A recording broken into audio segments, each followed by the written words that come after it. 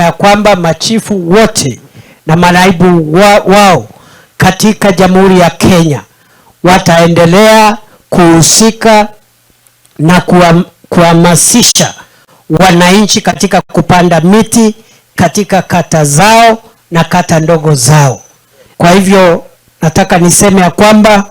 sisi vile tunalichukulia hili jambo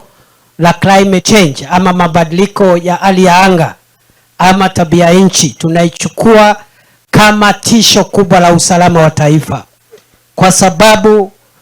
wakati ukame unakuja ndio unaona mzozano baina ya wafugaji na wakulima, kwa sababu wafugaji wanatafuta lishe ya mifugo, wakulima nao wanatafuta chakula, na hapo ndio hiyo mwingiliano ndio unaleta mizozo.